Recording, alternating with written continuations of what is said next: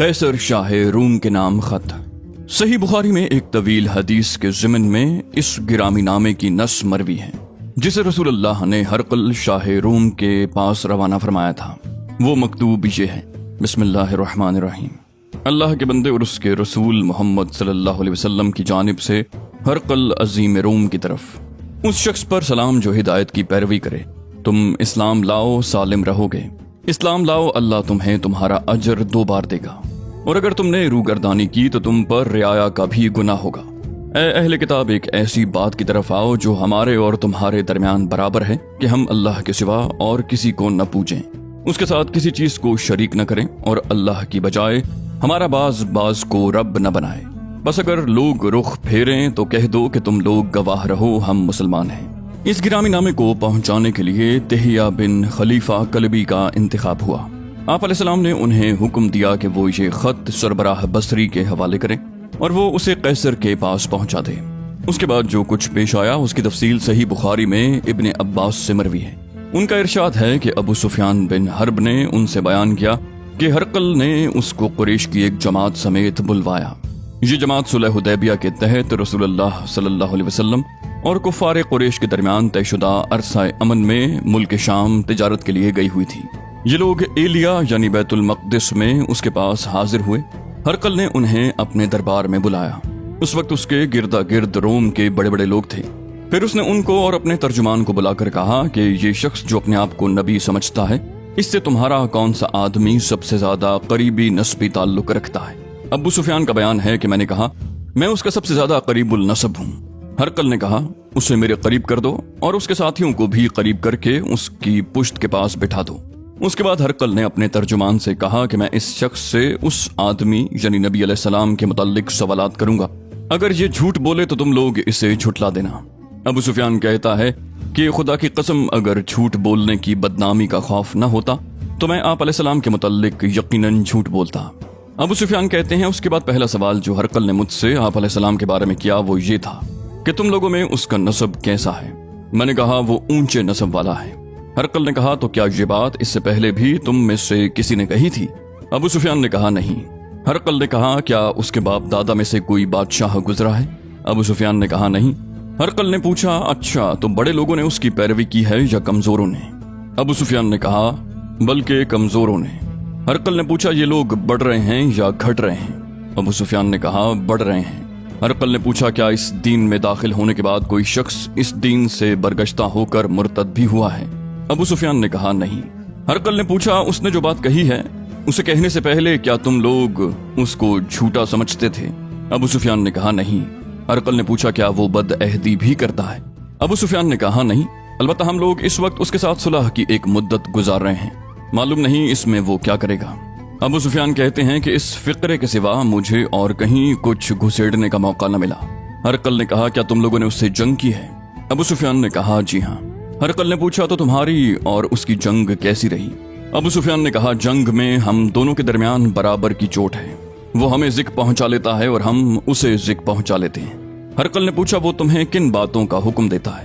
ابو سفیان نے کہا، وہ کہتا ہے کہ صرف اللہ کی عبادت کرو، اس کے ساتھ کسی چیز کو شریک نہ کرو، تمہارے باپ دادا جو کہتے تھے اسے چھوڑ دو، اور وہ ہمیں نماز، سچائی، پرہیز، پاک دامنی اور قرابت داروں کے ساتھ حسن سلوک کا حکم دیتا ہے۔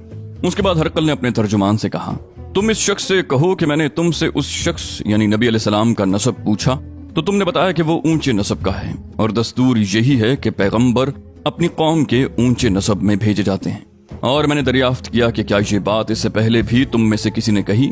تم نے بتایا کہ نہیں۔ میں کہتا ہوں کہ اگر یہ بات اس سے پہلے کسی اور نے کہی ہوتی تو میں یہ کہتا کہ یہ شخص ایک ایسی بات کی نقالی کر رہا ہے جو اس سے پہلے کہی جا چکی ہے، اور میں نے دریافت کیا کہ اس کے باپ داداؤں میں کوئی بادشاہ گزرا ہے، تم نے بتایا کہ نہیں۔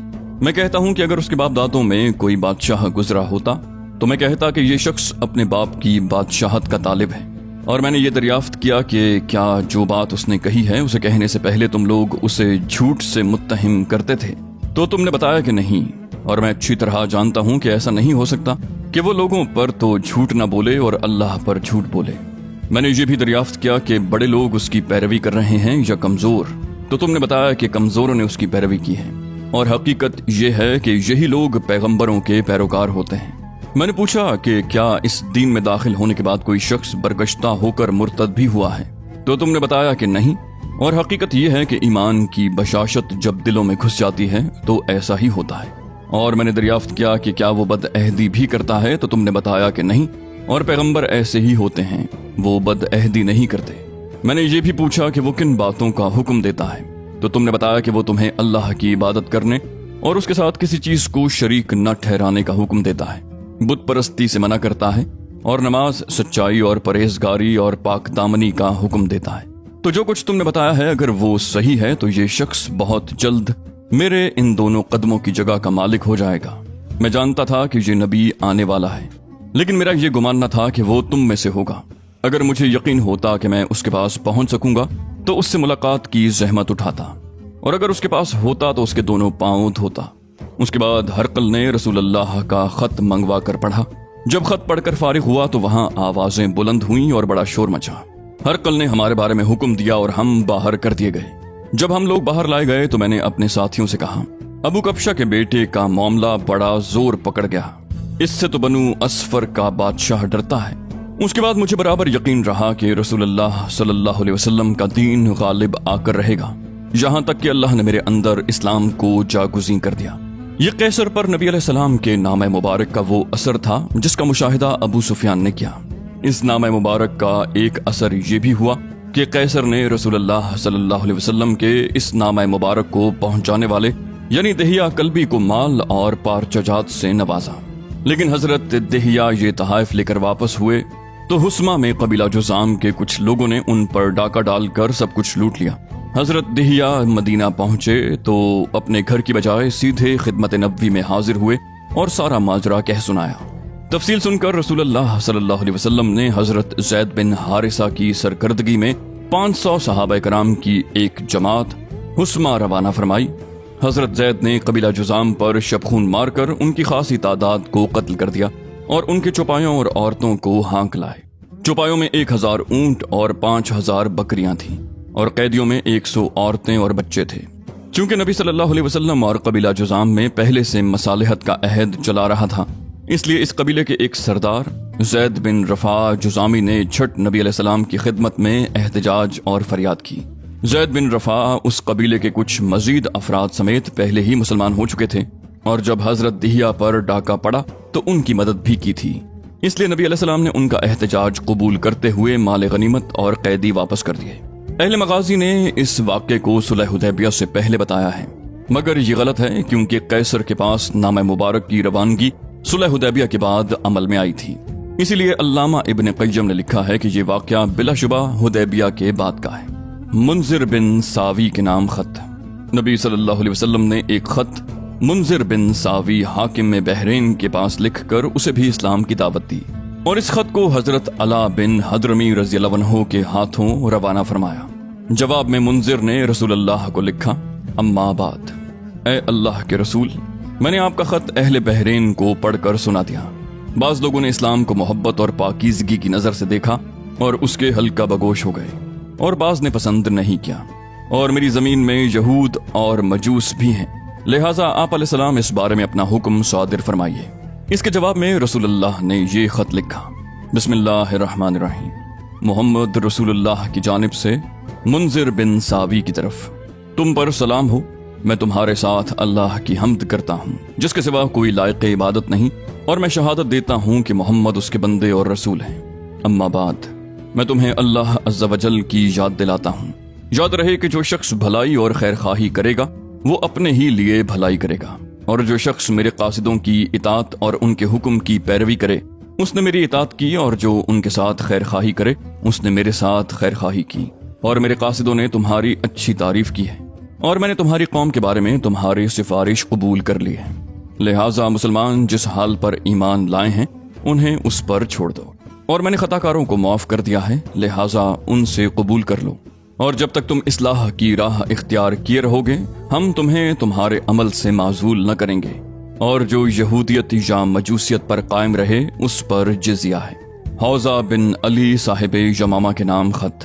نبی علیہ السلام نے حوزہ بن علی حاکم یمامہ کے نام حسب ذیل خط لکھا، بسم اللہ الرحمن الرحیم، मोहम्मद रसूलुल्लाह की तरफ से हौजा बिन अली की जानिब, उस शख्स पर सलाम जो हिदायत की पैरवी करे। तुम्हें मालूम होना चाहिए कि मेरा दीन ऊंटों और घोड़ों की रसाई की आखिरी हद तक गालिब आकर रहेगा, लिहाजा इस्लाम लाओ, सालिम रहोगे और तुम्हारे मातहत जो कुछ है उसे तुम्हारे लिए बरकरार रखूंगा। इस खत को पहुंचाने के लिए बहैसियत कासिद सलीत बिन अम्र आमरी का इंतखाब फरमाया गया। हजरत सलीत इस मोहर लगे हुए खत को लेकर हौसा के पास तशरीफ ले गए तो उसने आपको मेहमान बनाया और मुबारकबाद दी। हजरत सलीत ने उसे खत पढ़कर सुनाया तो उसने दरमियानी किस्म का जवाब दिया और नबी अलैहिस्सलाम की खिदमत में ये लिखा, आप अलैहिस्सलाम जिस चीज की दावत देते हैं उसकी बेहतरी और उम्दगी का क्या पूछना, और अरब पर मेरी हैबत बैठी हुई है, इसलिए कुछ कारपरदाजी मेरे जिम्मे कर दें, मैं आप अलैहिस्सलाम की पैरवी करूंगा। उसने हजरत सलीत को तहाइफ भी दिए और हजर का बना हुआ कपड़ा भी दिया। हजरत सलीत ये तहाइफ लेकर खिदमत नबी में वापस आए और सारी तफसीलात गोश गुजार की। नबी अलैहिस्सलाम ने उसका खत पढ़कर फरमाया, अगर वो जमीन का एक टुकड़ा भी मुझसे तलब करेगा तो मैं उसे न दूंगा, वो खुद भी तबाह होगा और जो कुछ उसके हाथ में है वो भी तबाह होगा। फिर जब रसूलुल्लाह फतेह मक्का से वापस तशरीफ लाए तो हजरत जिब्रील अलैहिस्सलाम ने ये खबर दी कि हौजा का इंतकाल हो चुका है। नबी अलैहिस्सलाम ने फरमाया, सुनो, यमामा में एक कज़्ज़ाब नमूदार होने वाला है जो मेरे बाद कत्ल किया जाएगा। एक कहने वाले ने कहा, या रसूलल्लाह, उसे कौन कत्ल करेगा? आप अलैहिस्सलाम ने फरमाया, तुम और तुम्हारे साथी। और वाक़यतन ऐसा ही हुआ। हारिस बिन अबी शिमर गस्सानी हाकिमे दमिश्क के नाम खत। नबी अलैहिस्सलाम ने उसके पास ज़ेल का खत रकम फरमाया, बिस्मिल्लाहिर्रहमानिर्रहीम, मोहम्मद रसूलुल्लाह की तरफ से हारिस बिन अबी शिमर की तरफ, उस शख्स पर सलाम जो हिदायत की पैरवी करे और ईमान लाए और तस्दीक करे। और मैं तुम्हें दावत देता हूँ कि अल्लाह पर ईमान लाओ जो तन्हा है और जिसका कोई शरीक नहीं, और तुम्हारे लिए तुम्हारी बादशाहत बाकी रहेगी। ये खत कबीला असद बिन खुजैमा से ताल्लुक रखने वाले एक सहाबी हजरत शुजा बिन वहाब के बदस्त रवाना किया गया। जब उन्होंने ये खत हारिस के हवाले किया तो उसने कहा, मुझसे मेरी बादशाहत कौन छीन सकता है, मैं उस पर यलगार करने ही वाला हूँ। और वो इस्लाम न लाया। शाह अमान के नाम खत। नबी अलैहिस्सलाम ने एक खत शाह अमान, जैफर और उसके भाई अब्द के नाम लिखा।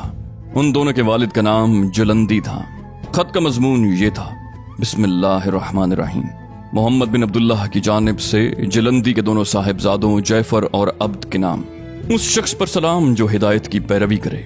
अम्मा बाद, मैं तुम दोनों को इस्लाम की दावत देता हूँ, इस्लाम लाओ, सलामत रहोगे, क्योंकि मैं तमाम इंसानों की जानिब अल्लाह का रसूल हूँ, ताकि जो जिंदा है उसे अंजाम के खतरे से आगाह कर दूं और काफिरीन पर कौल बरहक हो जाए। अगर तुम दोनों इस्लाम का इकरार कर लोगे तो तुम ही दोनों को वाली और हाकिम बनाऊंगा, और अगर तुम दोनों ने इस्लाम का इकरार करने से गुरेज किया तो तुम्हारी बादशाहत खत्म हो जाएगी, तुम्हारी जमीन पर घोड़ों की यलगार होगी और तुम्हारी बादशाहत पर मेरी नबूवत गालिब आ जाएगी। इस खत को ले जाने के लिए एलची की हैसियत से हजरत अमर बिन अल-आस रज़ियल्लाहु अन्हु का इंतखाब अमल में आया। उनका बयान है कि मैं रवाना होकर अमान पहुंचा और अब्द से मुलाकात की। दोनों भाइयों में ये ज्यादा दूरंदेश और नरम खू था। मैंने कहा, मैं तुम्हारे पास और तुम्हारे भाई के पास रसूलुल्लाह का एलची बनकर आया हूँ। उसने कहा, मेरे भाई उम्र और बादशाहत दोनों में मुझसे बड़ा और मुझ पर मुकद्दम है, इसलिए मैं तुमको उसके पास पहुंचा देता हूँ कि वो तुम्हारा खत पढ़ ले। उसके बाद उसने कहा, अच्छा, तुम दावत किस बात की देते हो? मैंने कहा, हम एक अल्लाह की तरफ बुलाते हैं जो तन्हा है, जिसका कोई शरीक नहीं, और हम कहते हैं कि इसके अलावा जिसकी पूजा की जाती है उसे छोड़ दो, और ये गवाही दो कि मोहम्मद अल्लाह के बंदे और रसूल हैं। अब्द ने कहा, ए अम्र, तुम अपनी कौम के सरदार के साहिबजादे हो, बताओ तुम्हारे वालिद ने क्या किया, क्योंकि हमारे लिए उसका तर्ज अमल लायक इत्तिबा होगा। मैंने कहा, वो तो मोहम्मद अलैहिस्सलाम पर ईमान लाए बगैर वफात पा गए, लेकिन मुझे हसरत है कि काश उन्होंने इस्लाम कबूल किया होता और आप अलैहिस्सलाम की तस्दीक की होती। मैं खुद भी उन्हीं की राय पर था, लेकिन अल्लाह ने मुझे इस्लाम की हिदायत दे दी। अब्द ने कहा, तुमने कब उनकी पैरवी की? मैंने कहा, अभी जल्द ही। उसने दरियाफ्त किया, तुम किस जगह इस्लाम लाए? मैंने कहा, नज्जाशी के पास, और बतलाया कि नज्जाशी भी मुसलमान हो चुका है। अब्द ने पूछा, उसकी कौम ने उसकी बादशाहत का क्या किया? मैंने कहा, उसे बरकरार रखा और उसकी पैरवी की। अब्द ने कहा, और राहिबों ने भी उसकी पैरवी की? मैंने कहा, हाँ। अब्द ने कहा, ए अम्र, देखो क्या कह रहे हो, क्योंकि आदमी की कोई भी खसलत झूठ से ज्यादा रुस्वा कुन नहीं। मैंने कहा, मैं झूठ नहीं कह रहा और ना हम इसे हलाल समझते हैं। अब्द ने कहा, मैं समझता हूँ हरकल को नज्जाशी के इस्लाम लाने का इल्म नहीं। मैंने कहा, क्यों नहीं? عبد نے کہا تمہیں یہ بات کیسے معلوم؟ میں نے کہا نجاشی ہرقل کو خراج ادا کیا کرتا تھا، لیکن جب اس نے اسلام قبول کیا اور محمد صلی اللہ علیہ وسلم کی تصدیق کی تو بولا خدا کی قسم اب اگر وہ مجھ سے 1 درہم بھی مانگے گا تو میں نہ دوں گا۔ اور جب اس کی اطلاع ہرقل کو ہوئی تو اس کے بھائی جناق نے کہا کیا تم اپنے غلام کو چھوڑ دو گے کہ وہ تمہیں خراج نہ دے اور تمہاری بجائے ایک دوسرے شخص کا نیا دین اختیار کر لے؟ ہرقل نے کہا یہ ایک آدمی ہے جس نے ایک دین کو پسند کیا ہے اور اسے اپنے لیے اختیار کر لیا، اب میں اس کا کیا کر سکتا ہوں؟ خدا کی قسم اگر مجھے اپنی بادشاہت کی ہرس نہ ہوتی تو میں بھی وہی کرتا جو اس نے کیا ہے۔ عبد نے کہا عمر دیکھو کیا کہہ رہے ہو؟ میں نے کہا واللہ میں تم سے سچ کہہ رہا ہوں۔ عبد نے کہا اچھا مجھے بتاؤ وہ کس بات کا حکم دیتے ہیں اور کس چیز سے منع کرتے ہیں؟ میں نے کہا اللہ عز و جل کی اطاعت کا حکم دیتے ہیں اور اس کی نافرمانی سے منع کرتے ہیں، نیکی اور صلہ رحمی کا حکم دیتے ہیں اور ظلم و زیادتی، زناکاری، شراب نوشی اور پتھر بت اور صلیب کی عبادت سے منع کرتے ہیں۔ عبد نے کہا یہ کتنی اچھی بات ہے جس کی طرف بلاتے ہیں، اگر میرا بھائی بھی اس بات پر میری مطابقت کرتا تو ہم لوگ سوار ہو کر چل پڑتے یہاں تک کہ محمد صلی اللہ علیہ وسلم پر ایمان لاتے اور ان کی تصدیق کرتے، لیکن میرا بھائی اپنی بادشاہت کا اس سے کہیں زیادہ حریص ہے کہ اسے چھوڑ کر کسی کا تابع فرمان بن جائے۔ میں نے کہا اگر وہ اسلام قبول کر لے تو رسول اللہ صلی اللہ علیہ وسلم اس کی قوم پر اس کی بادشاہت برقرار رکھیں گے، البتہ ان کے مالداروں سے صدقہ لے کر فقیروں پر تقسیم کریں گے۔ عبد نے کہا یہ تو بڑی اچھی بات ہے، اچھا بتاؤ صدقہ کیا ہے؟ جواب میں نے مختلف اموال کے اندر رسول اللہ کے مقرر کیے ہوئے صدقات کی تفصیل بتائی۔ جب اونٹ کی باری آئی تو وہ بولا اے عمر ہمارے ان مویشیوں سے بھی صدقہ لیا جائے گا جو خود ہی درخت چر لیتے ہیں؟ میں نے کہا ہاں۔ عبد نے کہا واللہ میں نہیں سمجھتا کہ میری قوم اپنے ملک کی وسعت اور تعداد کی کثرت کے باوجود اس کو مان لے گی۔ حضرت عمرو بن عاص کا بیان ہے کہ میں اس کی ڈیوڑی میں چند دن ٹھہرا رہا، وہ اپنے بھائی کے پاس جا کر میری ساری باتیں بتاتا رہتا تھا۔ پھر ایک دن اس نے مجھے بلایا اور میں اندر داخل ہوا، چوبداروں نے میرے بازو پکڑ لیے، اس نے کہا چھوڑ دو اور مجھے چھوڑ دیا گیا۔ میں نے بیٹھنا چاہا تو چوبداروں نے مجھے بیٹھنے نہ دیا۔ میں نے بادشاہ کی طرف دیکھا تو اس نے کہا اپنی بات کہو۔ میں نے سربہ مہر خط اس کے حوالے کر دیا، اس نے مہر توڑ کر خط پڑھا، جب پورا خط پڑھ چکا تو اپنے بھائی کے حوالے کر دیا، بھائی نے بھی اسی طرح پڑھا، مگر میں نے دیکھا کہ اس کا بھائی اس سے زیادہ نرم دل ہے۔ بادشاہ نے پوچھا مجھے بتاؤ قریش نے کیا روش اختیار کی ہے؟ میں نے کہا سب ان کے اطاعت گزار ہو گئے ہیں، کوئی دین سے رغبت کی بنا پر اور کوئی تلوار سے خوفزدہ ہو کر۔ بادشاہ نے پوچھا ان کے ساتھ کون لوگ ہیں؟ میں نے کہا سارے لوگ ہیں، انہوں نے اسلام کو برضا و رغبت قبول کر لیا ہے اور اسے تمام دوسری چیزوں پر ترجیح دی ہے۔ انہیں اللہ کی ہدایت اور اپنی عقل کی رہنمائی سے یہ بات معلوم ہو گئی ہے کہ وہ گمراہ تھے۔ اب اس علاقے میں نہیں جانتا کہ تمہارے سوا کوئی اور باقی رہ گیا ہے، اور اگر تم نے اسلام قبول نہ کیا اور محمد صلی اللہ علیہ وسلم کی پیروی نہ کی تو تمہیں سوار روند ڈالیں گے اور تمہاری ہریالی کا صفایا کر دیں گے، اس لیے اسلام قبول کر لو، سلامت رہو گے، اور رسول اللہ صلی اللہ علیہ وسلم تم کو تمہاری قوم کا حکمران بنا دیں گے، تم پر نہ سوار داخل ہوں گے نہ پیادے۔ بادشاہ نے کہا مجھے آج چھوڑ دو اور کل پھر آؤ۔ اس کے بعد میں اس کے بھائی کے پاس واپس آ گیا۔ اس نے کہا عمر مجھے امید ہے کہ اگر بادشاہ کی ہرس غالب نہ آئی تو وہ اسلام قبول کر لے گا۔ دوسرے دن پھر بادشاہ کے پاس گیا، لیکن اس نے اجازت دینے سے انکار کر دیا، اس لیے میں اس کے بھائی کے پاس واپس آ گیا اور بتایا کہ بادشاہ تک میری رسائی نہ ہو سکی۔ بھائی نے مجھے اس کے پاس پہنچا دیا، اس نے کہا میں نے تمہاری دعوت پر غور کیا، اگر میں بادشاہت ایک ایسے آدمی کے حوالے کر دوں جس کے شہسوار یہاں پہنچے بھی نہیں تو میں عرب میں سب سے کمزور سمجھا جاؤں گا، اور اگر اس کے شہسوار یہاں پہنچ آئے تو ایسا رن پڑے گا کہ انہیں کبھی اس سے سابقہ نہ پڑا ہوگا۔